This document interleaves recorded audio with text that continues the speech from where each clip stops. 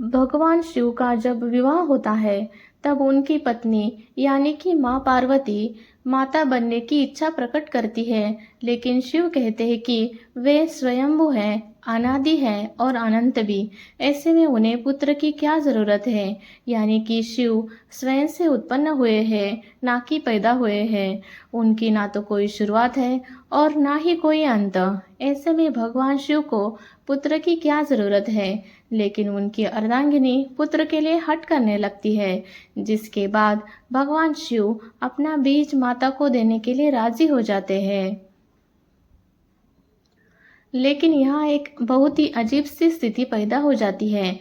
सभी देवी देवता भगवान शिव और माता पार्वती को यह स्मरण करवाते हैं कि भगवान शिव के बीज में इतना तेज है कि उसे कोई एक गर्भ धारण नहीं कर सकता है। ऐसे में इस बीज को कई गर्भों में स्थान देना होगा। कथा के अनुसार सबसे पहले इस बीज को वायु देवता ने शांत करने की कोशिश की, लेकिन यह इतना गर्म था कि वायु की शीतलता भी इसे ठंडा नहीं कर पाई। वायु ने इस बीज को अग्नि को सौंप दिया, लेकिन अग्नि से भी इस बीज का ताप सहन नहीं हो पाया और उसने इस बीज को माता गंगा को सौंप दिया।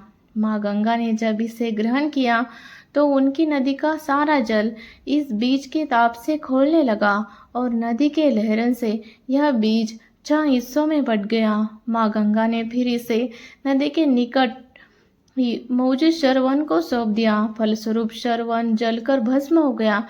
कहते हैं कि इसी शरवन की राख से 6 बालकों ने जन्म लिया। नवजात शिशु जन्म के साथ रोने लगे। तब कृतिका नक्षत्र की 6 कृतिकाएं धरती पर आई और उन 6 शिशुओं को स्तनपान करवा के शांत किया। इसी वजह से भगवान शिव के इस पुत्र का नाम कार्तिकेय पड़ा। बाद में माता पार्वती ने इन 6 शिशुओं को एक कर दिया और इस तरह भगवान कार्तिकेय का जन्म हुआ। दूसरी कथा के अनुसार जब पिता दक्ष के यज्ञ में भगवान शिव की पत्नी सती कूदकर भस्म हो गई, तब शिवजी विलाप करते हुए गहरी तपस्या में लीन हो गए। उनके ऐसा करने से सृष्टि शक्तिहीन हो जाती है। इस मौके का फायदा दैत्य उठाते हैं और धरती पर तारकासुर नामक दैत्य का चारों ओर आतंक फैल जाता है। देवताओं को पराजय का सामना करना पड़ता है।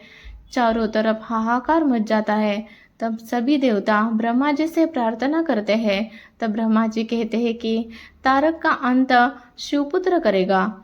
इंद्र और अन्य देव भगवान शिव के पास जाते हैं। तब भगवान शंकर पार्वती के अपने प्रति अनुराग की परीक्षा लेते हैं और पार्वती की तपस्या से प्रसन्न होते हैं और इस तरह शुभ घड़ी और शुभ मुहूर्त में शिवजी और पार्वती का विवाह हो जाता है। इस प्रकार कार्तिकेय का जन्म होता है। कार्तिकेय तारकासुर का वध करके देवों को उनका स्थान प्रदान करते हैं। पुराणों के अनुसार षष्ठी तिथि को कार्तिकेय भगवान का जन्म हुआ था, इसलिए इस दिन उनकी पूजा का विशेष महत्व है।